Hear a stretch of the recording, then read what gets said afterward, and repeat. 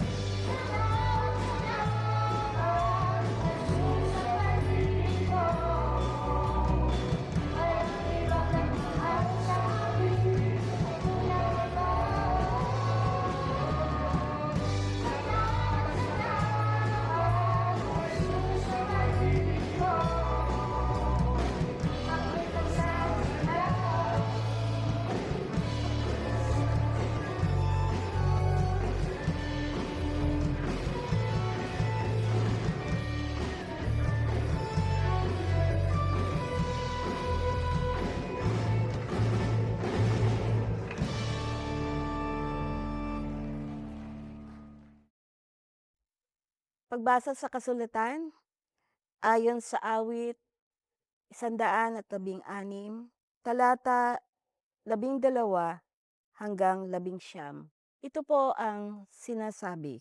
Sa Diyos ko't Panginoon, anong aking ihahandog? Sa lahat ng kabutihan na sa akin ay kaloob.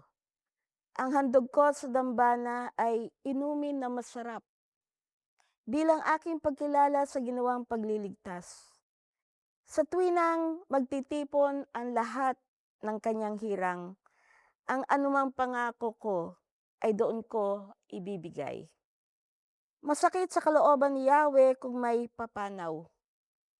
Kahit ito ay iisa, labis siyang magdaramdam.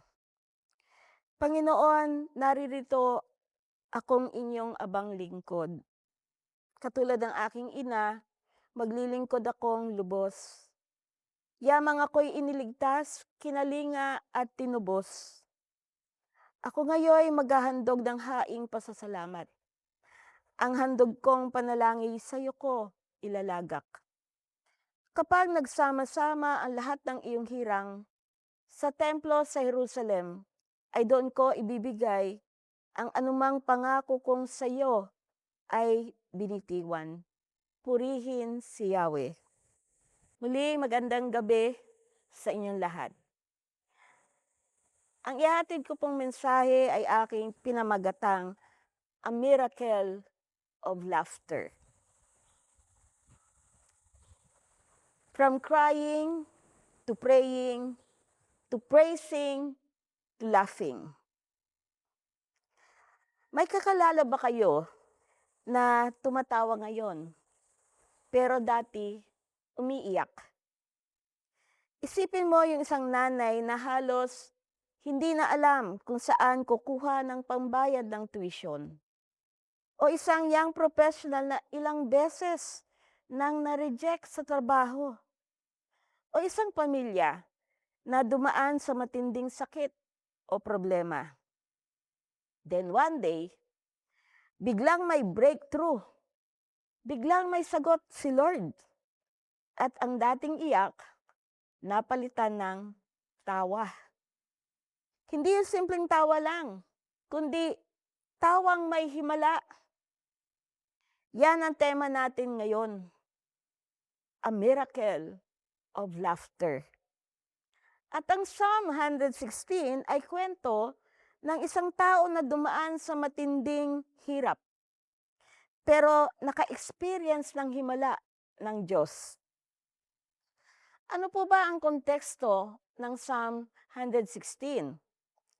Ang sumulat po nito ay dumaan sa matinding panganib. Halos mamatay. Pero sumagot ang Diyos sa kanyang panalangin. Kaya sinabi niya, I love the Lord, for He heard my voice. Yan po sinabi niya sa verse 1. Pagkat ako'y dininig ng Panginoon, dininig niya ako sa dalangin ko at hibik. At mula doon, ang kanyang buhay ay naging patotoo ng answered prayer. So ano po ba mga puntos na ating matututunan dito sa awit 116? Una, sa verse 1, ang sinasabi, mahal ko ang Panginoon pagkat ako'y dinirinig. Dinirinig niya ako sa dalangin ko at hibik. Ang ibig pong sabihin ay, the miracle begins when God hears you when you cry. God hears your cry.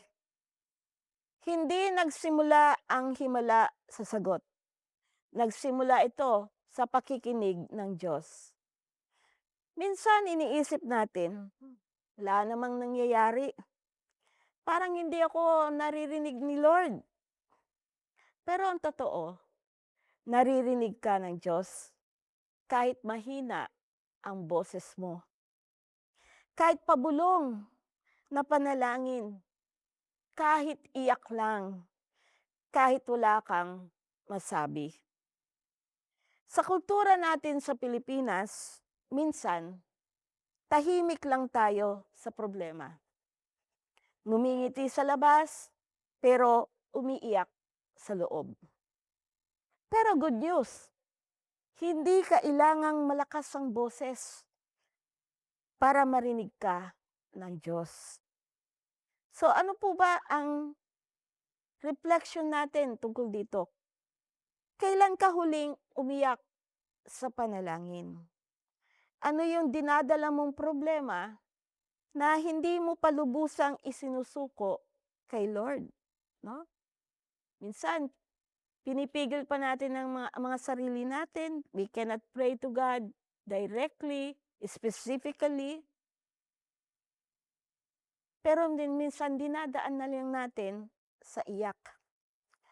Ang pangalawang punto na ating matututunan dito sa 116 ay the miracle grows when you keep calling on God. Patuloy lang na tumatawag sa Kanya. Sabing ganon sa verse 2, ako'y Kanyang dinirinig tuwing ako'y tumatawag. Kung ako ay tumatawag, sinasagot niya ako. So, palagi ang pagtawag sa Panginoon. At sa tuwing pagtawag niya sa Panginoon, siya ay sinasagot. He did not pray only once, but so many frequent prayers ang ginawa niya. Patuloy siyang tumawag sa Diyos. Minsan kasi, ganito tayo. Nag-pray ngayon, tapos bukas, give up na agad. Pero ang himala ng Diyos kadalasan, hindi instant, pero siguradong darating sa tamang panahon. Magbigay po tayo ng isang ilustrasyon. Isang tatay na tricycle driver, araw-araw nagdarasal. Lord, sana makapag-aral ang anak ko. Wala siyang pera, wala siyang koneksyon, pero hindi siya tumigil sa panalangin. Years later, yung anak niya nakapagtapos. At nung graduation, hindi lang luha ang meron siya, kundi tawa ng tagumpay. Yan ang miracle of laughter. Kaya ang reflection sa atin, tumigil ka na ba sa pagpanalangin sa isang bagay? Paano ka tatawag muli kay Lord starting tonight? Ang pangatlong punto, the miracle results in a life of thanksgiving and testimony. Sinabi sa verse 12, sa Diyos ko't Panginoon, anong aking ihahandog sa lahat ng kabutihan na sa akin ay kaloob? What shall I return to the Lord for all His goodness to me? Tininig yung panalangin nitong taong nasa bingit na ng kamatayan. Pero siya ay nabuhay muli. At yun, nandun yung panibagong kalakasan. Kapag dumating ang sagot ni Lord sa atin, hindi natatapos doon ang kwento. Ang response ng psalmist, no? Yung nasagot na siya ng Panginoon, nagpasalamat siya. Nagpatotoo siya. Nag-alay siya ng papuri. Kaya nga sa verse 14, sinabi niya, sa tuwing magtitipon ng lahat ng kanyang hirang, ang anumang pangako ko ay doon ko ibibigay. So the response is to give back to the goodness of God. No?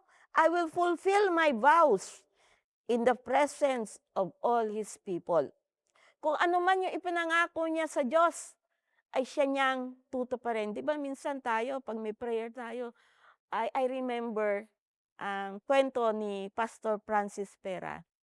Yung bunso nilang kapatid ay nagkasakit ng malubha. Lahat silang magkakapatid na mga pera ay nasa paligid ng higaan o yung bed ng kanyang kapatid. Lahat sila nananalangin. Hindi nila alam kung anong panalangin ng bawat isa. Pero alam niyo ba, ang kanilang panalangin habang sila'y taimtim na nanalangin, isang klase lang pala ang kanilang ipinalangin. Ang sabi nila kay Lord, Lord, pagalingin niyo po yung kapatid namin. Pag gumaling na siya, magpapastor ako.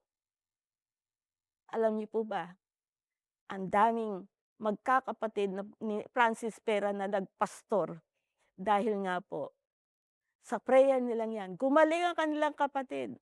Si Pastor Francis naging pastor, si Pastor Cletch, yung kanilang bunso na si Pastor Chris, ang iba naman ay nagdiakonesa.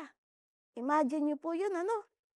So, in return to what the Lord has given to them, the goodness, ay nandoon yung fulfillment of their vows.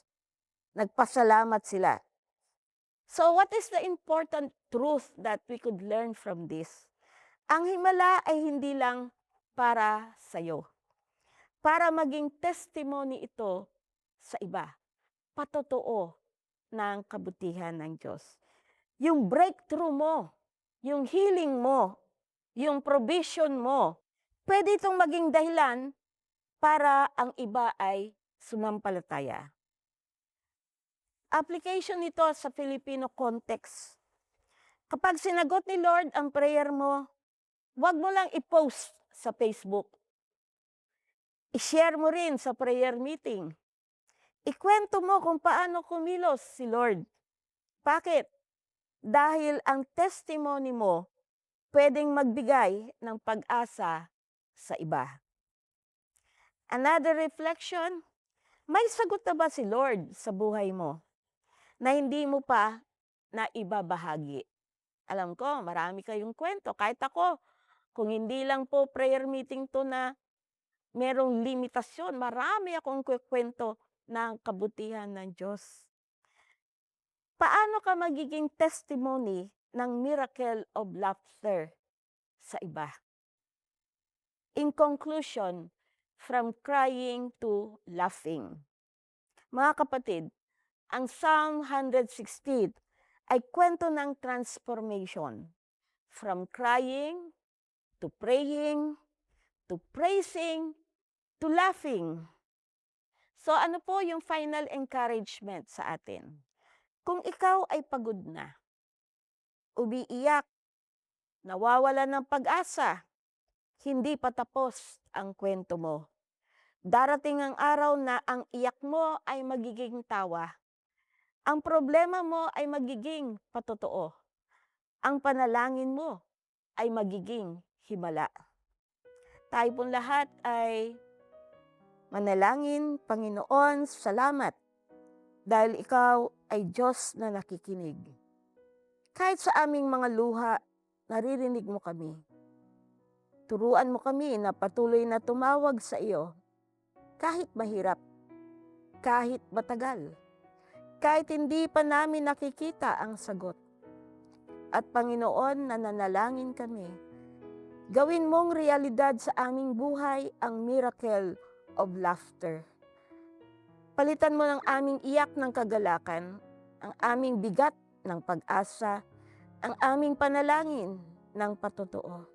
Gamitin mo ang aming buhay upang magbigay ng inspirasyon sa iba. Ito po ang aming dalangin sa matamis na pangalan ni Jesus. Amen.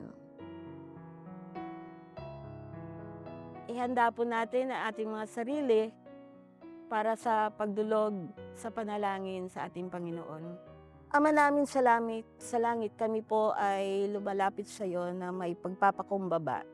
Humihiling po kami ng kapatawaran sa aming mga kasalanan dahil alam po namin na kapag meron po kaming mga karumihan sa aming mga puso at isipan, ay magiging hadlang po iyon para sa aming mga panalangin. Kaya pagkalinisin mo po kami, O Diyos, ng dugo ni Jesucristo, nang sa ganoon maging matuwid kami sa iyong harapan.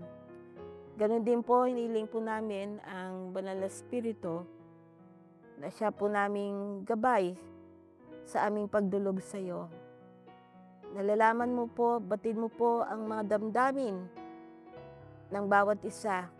Hindi lang po sa parte ko, kundi sa mga tagapakinig. May kanya-kanya po kaming mga bigat na dinadala. Meron din namang iba na may mga pasasalamat dahil sa iyong kabutihan sa bawat isa, sa mga probisyon na ipinagkakaloob mo. Kaya maraming salamat, O Diyos, sa unang-una kung paano po kayo ay naging tapat sa amin sa bawat umaga, na ang iyong kaawaan ay laging sariwa na iginagawad po sa amin. Na kung paano lagi mo kaming binibigyan ng pagkakataon na maranasan ang iyong kabutihan. Binibigyan mo rin kami ng pagkakataon na kami po ay makapaglingkod sa iyo.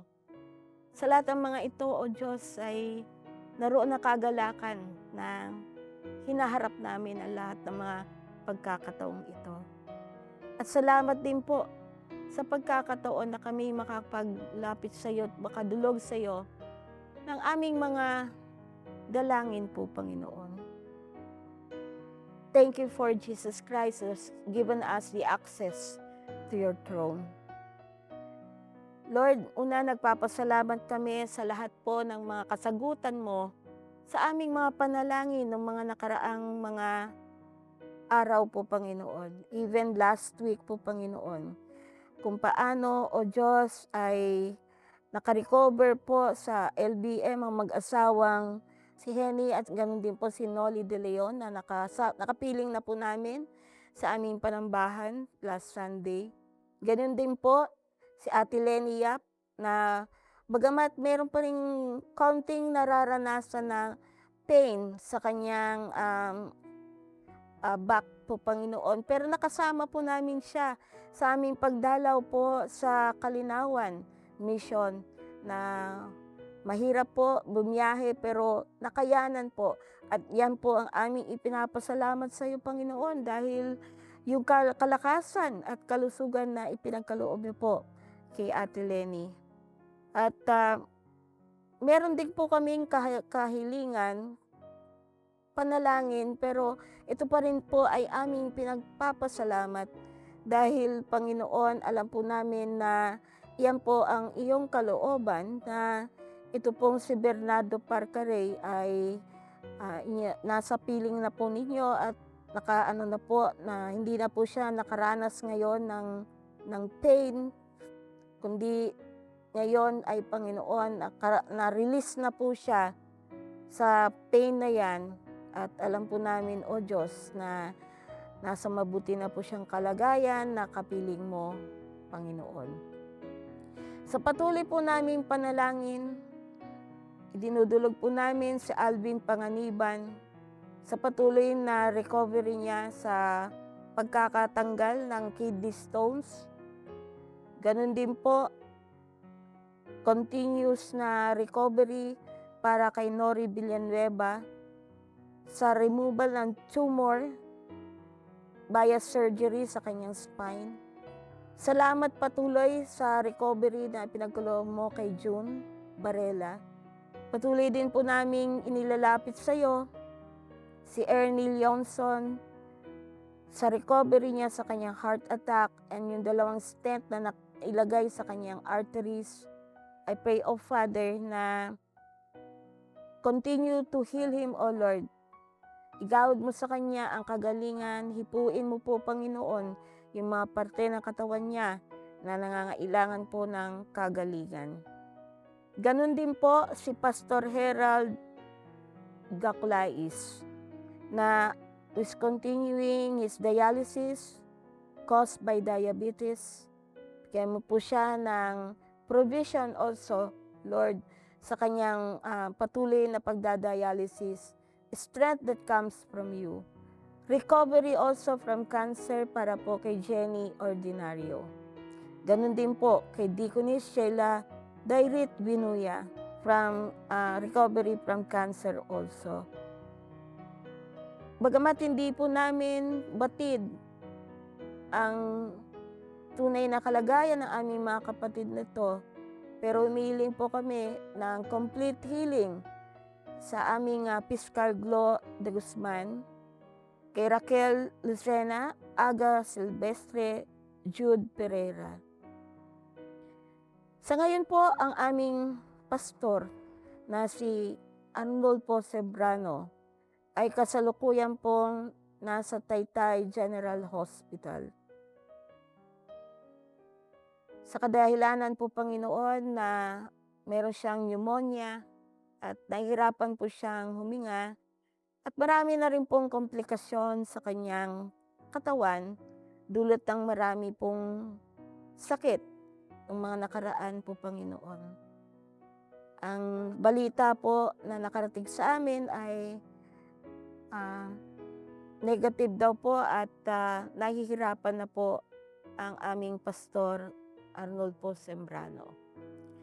Hiniling po namin ang iyong kalooban sa mahal naming pastor na ito. Kung ito na po yung panahon na nais na pong ipahinga si Pastor Arnulfo, we pray, O Lord, na maalis po yung pain na kanyang nararamdaman. Maibsan po. Give him comfort, O Lord, sa mga nararamdaman niya na sakit po, Panginoon. Ang kahandaan din po, O Diyos, sa parte ni Pastor Arnulfo, ganun din po sa kanyang mga mahal sa buhay. I pray, O Lord, for safe travel para sa panganay na anak na who's traveling right now from Canada para in this last breath ng kanyang ama, nawa ay makapiling niya ang kanyang ama, madakadaupang palad, O Diyos.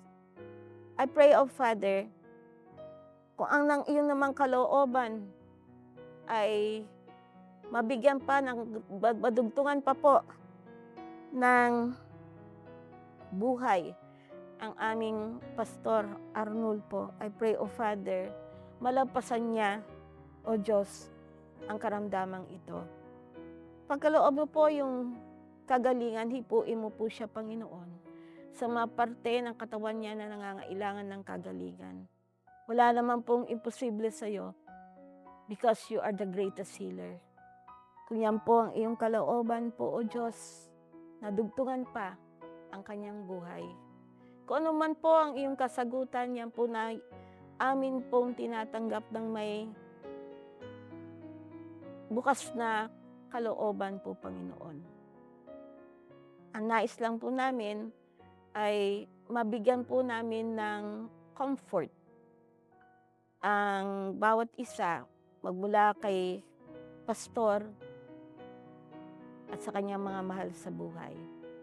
Be with them at this time, O Lord, na nandun po sila sama-sama sa Taytay General Hospital na kasama si Pastor Arnulfo Sembrano.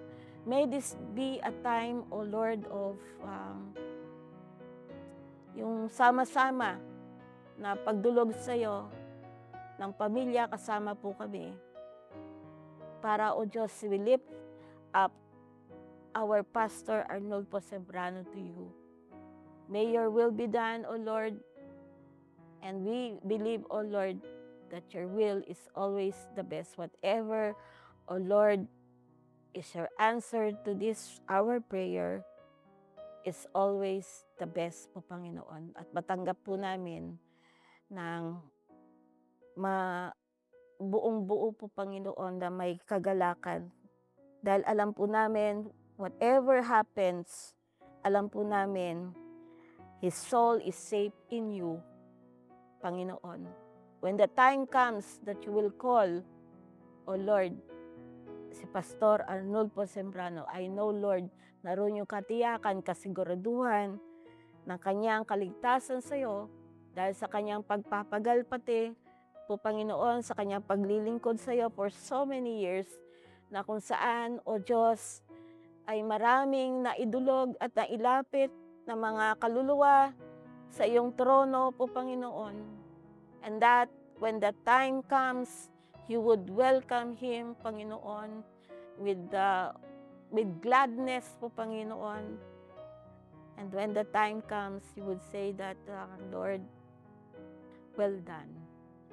Sa ngayon, Lord, we just wait upon you. We just wait upon you and put our trust in you, O Lord. Kung ano po ang iyong kalooban sa aming mahal na Pastor Arnulfo Sembrano. Maraming salamat po. Gayon din po, ipinapanalangin po namin ang mga activities po namin para sa aming anniversary month. Anniversary Sunday on June 14, Lord, maraming salamat. Dahil ito'y talaga yung tunay na pagdiriwang ng ika-112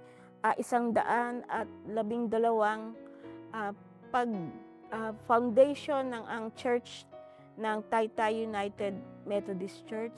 Salamat po, O Diyos, dahil magmula noon hanggang sa ngayon ay nananatiling tapat ang iyong mga anak. Dumaan man sa iba't ibang mga pagsubok, pero, O Diyos, ang iyong mga anak na nananampalataya sa iyo ay patuloy na nagiging matatag, malalim sa kanilang mga pananampalataya at no matter whatever odds, O Lord, that they have to face, ay nandyan po, Panginoon, na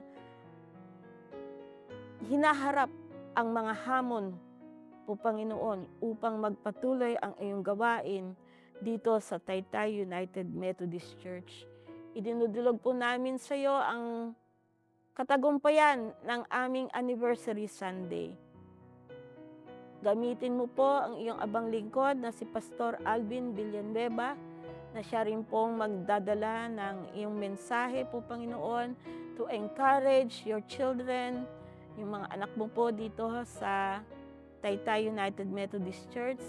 We also pray for the safety of our brethren who will come to join us in our anniversary Sunday na manggagaling pa po sa Kalinawan Mission, na sa Sunday ay naroon po at susunduin po sila ng bangka.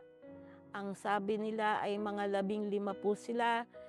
At kaya po ang pag-iingat mo po, O Diyos, ang igawad mo sa kanila, makarating po sila dito ng matiwasay at makasama po namin sa pagdiriwang ng anniversary.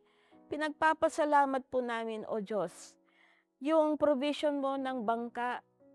Salamat po, O Diyos, dahil meron na pong naka-dedicate po sa Rizal Districts, hindi lang po sa Rizal District, kundi sa kabuuan po ng RPACE, na bangka na siyang magdadala sa iyong mga anak doon sa Talim Island para po makapagpatuloy kami ng paglilingkod sa aming mga kapatiran doon, at ganoon din po ay masasakyan ng aming mga kapatid doon patungo dito sa kalupaan para, O Diyos, ay patuloy ang fellowship, pagpapalakasan ng bawat isa. Salamat sa provision na yan. Salamat sa mga aming bishop na nagbigay din po ng bahagi para mabili po ang bangkang ito sa kabuuan po ng RPACE. Maraming salamat sa pagka-purchase po nito. Salamat kay Kuya Joey na siya nagdala sa amin po doon sa Kalinawan Mission ng Sunday, sa karunungan po na binigay niyo sa kanya sa pagmamaneho, pagpapatakbo ng bangkang ito, sa maintenance. We pray, O Lord, na mapanatili ang magandang makina at pagtakbo ng bangkang ito. We pray, O Lord, that you will continue to use this mightily. Bagamat hindi pa ito na blessed, pero binigyan po kami na pagkakataon na magamit ito last Sunday to test drive, O Lord, yung bangka, at nakauwi naman po kami ng maluwalhati. Maraming salamat po sa iyong pag-iingat, Panginoon. We pray continually for other activities, Lord, sa buwan nitong June 27, 8 to 11 a.m. Ito po yung upcoming medical and dental mission sa Hapay na Mangga, na tinawag po na Kalingang Alay ni Jesus. Maraming salamat sa pakikipag-partner po ng munisipyo ng Taytay na siyang nag-provide po, Panginoon, ng mga services na medical at dental, even the legal na services na maihatid namin sa mga nangangailangan po doon po sa Hapay na Mangga.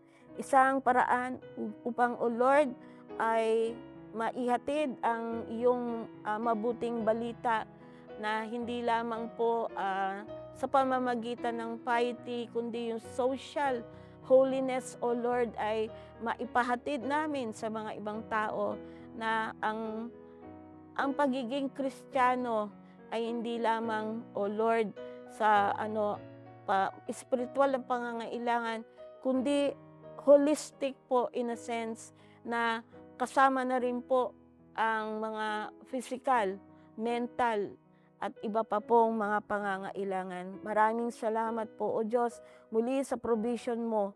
Ganun din po, O Diyos, sa July 5 na siya po naming sineselebrate bilang Thanksgiving Sunday, kung paano yung unang linggo ng Hulyo ay siyang unang pagsamba ng Taytay United Methodist Church after the division, after ng hiwalayan. Maraming salamat sa mga anak mo na dumalo sa historical po, Panginoon, na worship service na ito, na palagi namin ipinagpapasalamat dahil bagamat kakaunti lang po ang dumalo sa sa Sunday na ito, yung first Sunday ng July, ay naroon yung pagtitiwala sa iyo, naroon yung katapangan na manindigan po, Panginoon, sa ang aming paniniwala, sa aming pananampalataya, na hindi kami basta-basta, O Lord, mahihimok ng iba na umalis sa kung ano ang aming na mana sa aming mga faith fathers po, Panginoon, ay pagpapatuloy namin. Kaya salamat po, O Diyos, sa gagawin po na katagumpayan ng paggugunita nitong unang linggo ng July. Kaya sa July 5, abi pong itong ipagdiriwang ang Thanksgiving Sunday. O Diyos, marami po kaming nais idulog sa inyo, katulad na rin po ng nangyari na trahedya o lindol na malakas po, Panginoon, sa bandang Mindanao. Sa ngayon po, alam po namin na hindi pa natatapos ang mga aftershocks. Hindi pa rin natatapos ang mga naramdaman ng mga trauma, lalo-lalo na ng mga bata na noong nangyari yung malakas na lindol, ay naroon po sila sa kanilang mga paaralan for the first day of school. Salamat dahil may flag ceremony at nasa labas sila ng kanilang mga silid-aralan nang ito po ay nangyari. Tunay, O Diyos, na meron kang mga ways, O Lord, to prevent yung mas higit pa na mga disasters, dahil hindi niyo po ipinahintulot na ang mga batang ito ay nasa looban ng kanilang mga silid-aralan, kundi nasa labas po. At marami pong naligtas din, bagamat maraming mga nagguho na mga gusali. At dahil sa patuloy na aftershocks, may possibility nagiging mahina na po ang pundasyon ng mga buildings po doon at hindi na po magiging mainam na gamitin patuloy hanggat hindi po muli ay na-reinforce na ipapa-strengthen muli ang mga pundasyon, ang mga walls. Lord, sa dami po ng problema pinansyal na kinakaharap po ng Pilipino, na naghihirap po, Panginoon. At sa dagdag po na trahedyang ito o lindol, mas lalong nararanasan ng aming mga kapatid na nasa Mindanao ang kahirapang ito. Tulungan mo po kami na nandito, na hindi po nasalanta ng ganitong klaseng trahedya, ng lindol na ito, na makapag-abot po ng tulong sa kanila. Pakilusin mo po, Panginoon, ang gobyerno mga LGUs, ang mga non-government po, Panginoon, ng mga offices, mga NGOs, O Lord, na padala ng mga pangangailangan ng mga kapatid po namin na naroon po sa Mindanao. Pagkain po, Panginoon, shelter, temporary, even clothing po, Panginoon, dahil ang iba ay talagang hindi makakabalik sa kanilang mga tahanan. We pray, O Lord, nawa tumigil na po ang pagyanig ng lupa sa parteng iyon. At ganun din po ang aming panalangin. Iadya mo po, Panginoon, huwag na po sana na mangyari ito sa amin sa Luzon. Kung maaari lang po sana, Lord, we pray, yung mga ganitong mga malalakas na lindol ay mangyari na lang po sa karagatan at hindi po sa kalupaan, na kung saan maraming mga tao na maaring maapektuhan, maraming gusaling maaring gumuho, hindi lang gusali, maraming infrastruktura.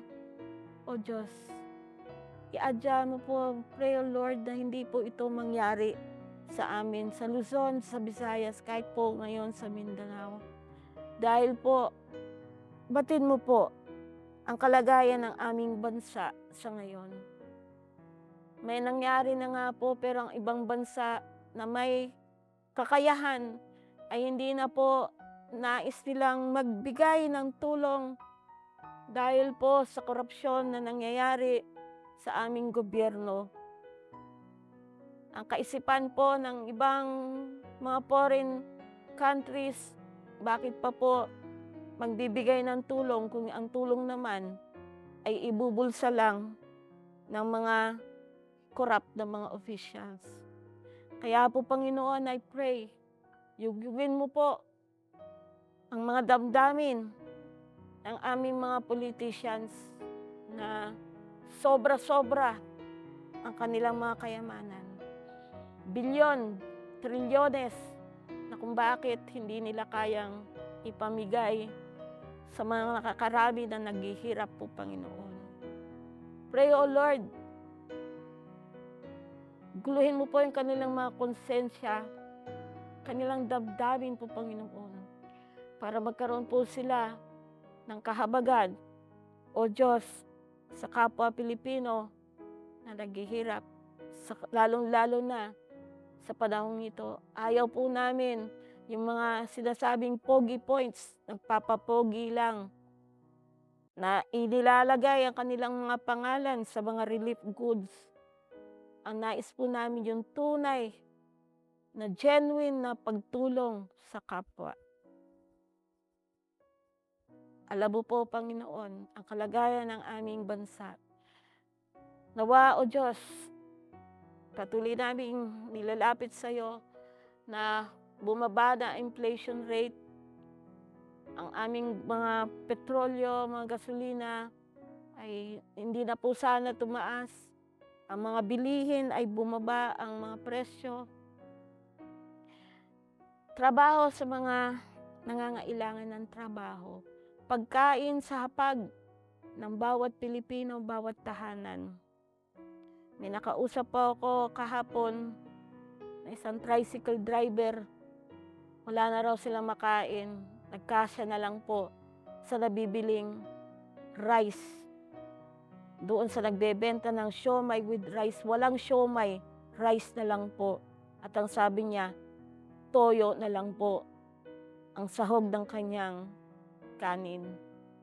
Ganyan po ang kalagayan ng aming mga kababayan ngayon.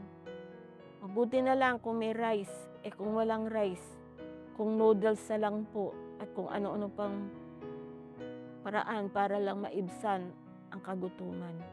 Kaya, Panginoon, dinudulog po namin patuloy na kami rin po, O Diyos, ay patuloy makapagbigay ng tulong kami ng mga tao na mananampalataya, taong simbahan. Po, Panginoon, yung social holiness na makapagbigay ng tulong sa mga nagugutom, sa mga nauuhaw, nangangailangan ng damit, po, Panginoon, nangangailangan ng shelter. Ang mga nasa bilangguan ay mabisita. Ang mga may sakit sa ospital ay mabisita. Lalong-lalo na maapaghatid ng mabuting balita na pangangailangan espiritual ng bawat isa. Dahil alam po namin, ang buhay dito sa mundo ay pansamantala lamang. Ang dapat naming paghandaan ay ang buhay pagkatapos ng buhay namin, ng aming lakbayin dito sa mundong ito. Nawa, O Diyos, maging urgent kami na mga mananampalataya to share the gospel to those who don't know yet Jesus Christ. Wala pa sa kanilang buhay si Jesucristo. Katulad po, Panginoon, ng iyong great commission for us to go therefore and make disciples of all nations. Lord, bigyan mo po kami ng urgency. Hindi naman kailangan lahat kami ay humayo, pwede namang humayo using our social media. Using, O Lord, yung kami in our Jerusalem, in our homes po, Panginoon, nag-uumpisa sa tahanan, sa paaralan, sa workplace, sa community. Pray, O Lord, use our tongue. Gamitin mo po kung ano yung aming naranasan ng mga biyaya sa iyo, ay siya rin naming isi-share sa kanila, maging mabuti kaming patotoo para sa iyo, O Diyos. Maraming salamat po muli. Bigyan mo po kami ng patuloy na kalakasan at kalusugan. Ayaw po namin, O Lord, na maging hadlang ang karamdaman o sakit para kami po ay humayo. Kaya we pray, O Lord, give us more strength. Give us good health. Give us, O Lord, the wisdom that comes from you. The boldness, O Lord, to talk, to speak about the gospel. Teach us, O Lord, to serve joyfully. Teach us to lead courageously, na may tapang kami, O Lord, na mangunguna para isulong ang iyong mga programa at iyong mga layunin para sa ikalalawak ng iyong kaharian dito sa lupa gaya ng sa langit. Maraming salamat, O Diyos, unang-una, dahil kami ay iyong iniligtas, kami ay tinuring mong iyong mga anak. Ang tanging handog namin sa iyo, ang aming mga buhay para maglingkod sa iyo. This Christian life may not be perfect. Minsan, iiyak kami, katulad po ng aming narinig ngayong gabing ito. Yung hirap, yung iyak, turn them into miracles of laughter po, Panginoon. That in the end, O Lord, makita namin that in whatever circumstances that we're in, we continue to pray and we continue to pray with gladness. Dahil alam po namin, O Diyos, meron ka ng kasagutan naghihintay. Palapit pa lang kami sa iyong trono, alam mo na, Lord, kung ano yung aming mga kahiligan. You just want us to come to you. You just want to listen to us. Kaya kami parang mga anak mo, mga bata na lumalapit sa iyo, Ama, Ama, ito po ang aming hinihiling. Kaya maraming salamat po muli sa gabing ito, O Diyos, na tinipon mo ang iyong mga anak. Maaring hindi kami face to face, but at this hour, O Lord, sama-sama kaming dumulog sa iyo. And thank you because you are the God who listens to our prayers. And you are the God whose answer is always the best. Kaya, O Diyos, sa iyo, ang aming papurit pasasalamat, O Diyos, sa iyong kasagutan sa lahat ng aming kahilingan at aming panalangin. Ngayon, itaas natin ang ating mga kamay at tanggapin ang biyaya ng patuloy na pagmamahal ng Diyos Ama ay ating maranasan. Ang biyaya ng kaligtasan na nagmumula kay Jesucristo ay ating maranasan. Ang biyaya ng kaaliwan, katagumpayan, kalakasan na nanggagaling sa banal na Espiritu ay mapasa atin ngayon at magpasawalang hanggan. Amen.